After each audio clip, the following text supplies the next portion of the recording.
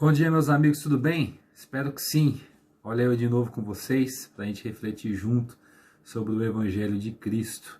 Mais uma vez eu peço licença para estar com você aí na sua casa, falando mais uma vez sobre aquilo que é o mais importante para a minha vida, que é o Evangelho maravilhoso de Cristo. Eu espero sinceramente estar sendo um canal de bênção na sua vida, porque é meu único objetivo. Como eu já falei no vídeo anterior, eu não tenho pretensão alguma de fama, de nada disso. Eu nem me considero inteligente o suficiente. Eu só quero poder abrir a minha boca e falar do Evangelho transformador e maravilhoso de Jesus Cristo, para que pelo menos algumas pessoas possam ser abençoadas e viver segundo a graça do nosso Senhor. E como semana passada eu tinha postado um vídeo falando sobre o que nos separava de Deus, e como eu não estou muito afim de ser um cavaleiro do Apocalipse e falar somente as coisas que nos separam do que seria a coisa mais importante da nossa vida, que é o relacionamento com o nosso Deus, hoje eu resolvi falar sobre aquilo que nos aproxima de Deus. E para a gente falar sobre aquilo que nos aproxima de Deus, a gente tem que responder duas perguntas básicas. É óbvio que se você se aprofundar mais sobre o assunto, haverão mais perguntas e mais respostas. Mas de uma maneira básica, a gente respondendo duas perguntas, a gente consegue pelo menos ter um início da compreensão daquilo que seria a aproximação do nosso Criador. E a primeira pergunta é: como eu vejo Deus? Como que eu consigo enxergar Deus? Quem é Deus? E a resposta para essa pergunta é: olhe para Cristo. Você quer ver Deus? Você quer saber como Deus é? Você quer saber quais são os atributos de Deus? Olhe para a figura de Cristo Jesus. Jesus Cristo, ele nunca foi um plano B no plano de salvação. Jesus Cristo, ele sempre foi a primeira opção para a aproximação entre a criatura e o Criador. A gente não pode esquecer que quando Deus fez o homem, lá no Éden, nós que acreditamos no criacionismo divino, quando ele fez o homem lá do Éden, ele já era um Deus onisciente, onipotente, onipresente, mas preste atenção muito mais na onisciência de Deus. Ele já sabia o que seria do homem e o que viria a acontecer. E é importante saber que lá em Gênesis diz que façamos o homem à nossa imagem e semelhança. Muitos teólogos dizem que essa é a conversa da Trindade na hora da criação. Isso quer dizer que Cristo estava presente na criação. Então, ele estando presente na criação, ele sabia que, eventualmente, ele teria que vir, descer à terra, morrer e nos redimir dos nossos pecados. Então, a resposta para a primeira pergunta é: quem é Deus? A resposta está em: olhe para Cristo. Você quer saber quem é Deus? Olhe para Jesus. E a segunda pergunta é: como eu me aproximo de Deus? E a resposta basicamente é: fazendo a sua vontade, conhecendo a sua vontade, praticando a sua vontade.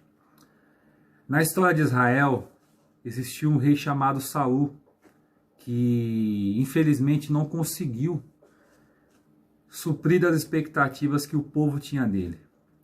E em uma das suas empreitadas, ele, ao invés de fazer o que o profeta tinha falado para ele, ele quis fazer diferente.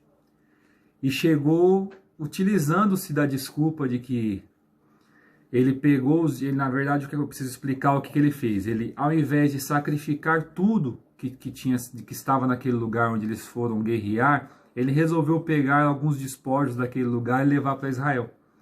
E o profeta falou para ele: mas Deus não mandou você sacrificar, matar tudo lá? Ele falou: não, eu trouxe para cá para a gente sacrificar para Deus aqui. Utilizando-se de uma muleta, né? Nós sabemos disso. E o profeta falou a seguinte frase para ele: é melhor o obedecer do que o sacrificar. E para os dias de hoje, talvez seja, fazendo uma analogia bem simples, mas é como se fosse falar, é melhor prevenir do que remediar. Isso significa o quê? A gente vive correndo atrás de corrigir o erro, sendo que o principal erro está em não conhecer a palavra de Deus e não vivê-la da maneira que deveríamos viver. Aqui em Hebreus, no capítulo 12, versículo 14, diz assim: esforcem-se para viver em paz com todos e para serem santos. Sem santidade ninguém verá o Senhor. Santidade é a separação. A gente, na doutrina cristã, muitos teólogos falam sobre as fases da conversão. A gente fala que existe a primeira fase da justificação, a fase da santificação e a fase da glorificação. Sendo que na fase da santificação, da glorificação e da justificação, é Deus agindo por sua livre e espontânea vontade nas nossas vidas. O que isso significa? Significa que é um esforço somente de Deus. Enquanto na santificação é um trabalho em conjunto de Deus nos dando as ferramentas, os recursos necessários para a gente ser separado desse mundo caótico, desse mundo da queda, e nós nos esforçando diariamente para estarmos debaixo da vontade de Deus. Então, como eu me aproximo de Deus? A resposta está: o quanto você ama a vontade de Deus. O quanto a vontade de Deus ela é prioridade na sua vida. O quanto você dá espaço para o Espírito Santo todos os dias te regenerar e todos os dias moldar a sua vida de acordo com a sua palavra. O quanto você tem dedicado tempo em conhecer a palavra de Deus, lê-la, aprender dela, ser humilde o suficiente para saber que é através dela que a sua vida, a sua aproximação de Deus, ela se torna algo sólido e não apenas algo subjetivo. O quanto todos os dias você ora a Deus pedindo para que Ele derrame o seu Espírito na sua vida, para que você possa se aproximar dEle todos os dias.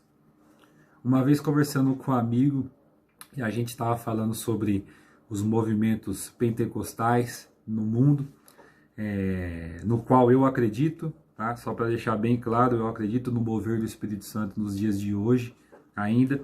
E ele me falou uma frase que eu achei muito interessante. Ele falou assim: cara, é uma coisa que eu nunca senti. Será que eu estou longe de Deus? Aí eu falei para ele, lógico, com a minha limitação e com um anseio de estar falando da vontade de Deus e não da minha. Mas eu falei para ele que talvez não era isso que Deus queria dele. Mas se você quisesse medir o quanto você está perto ou não de Deus, ele deveria usar outros parâmetros para isso. Como, por exemplo, como está a sua leitura diária da palavra de Deus? Como está a sua oração diária com relação a falar com Deus, a estar próximo daquele que a gente diz amar com todas as nossas forças? Como está a sua vida? A sua vida está de acordo com aquilo que Deus, através da sua palavra, pede para nós todos os dias? Ou a gente trata sempre a vontade de Deus como algo distante e só utilizável na hora que nos interessa? É isso que a gente tem que começar a pensar. É dessa forma que a gente tem que começar a pensar. Então, o que nos aproxima de Deus?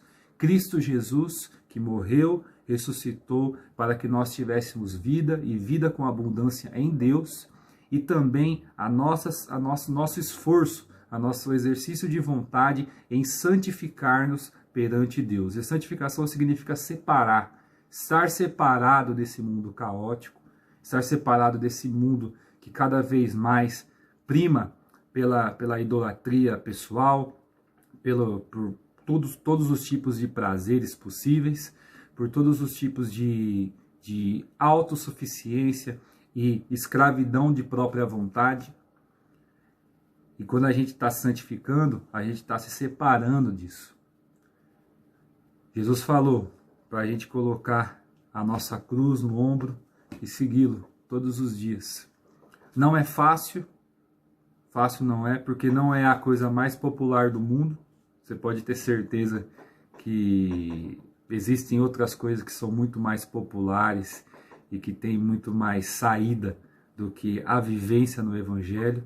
Mas com certeza é a coisa mais importante que você vai fazer da sua vida, porque não existe nada melhor do que viver debaixo das asas do Senhor Criador e que com certeza sabe a nossa melhor versão e quer todos os dias trazer à baila essa melhor versão através do seu Espírito Santo.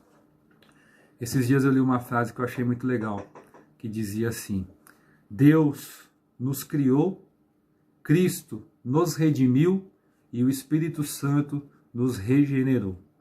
Dê espaço para o Espírito Santo regenerar a sua vida.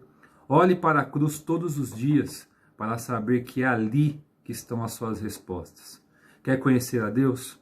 Olhe para Cristo. Quer se aproximar de Deus? Cumpra a sua vontade. É isso que eu te falo, meu irmão. Fica com Deus. Tenha um ótimo final de semana. Tamo junto.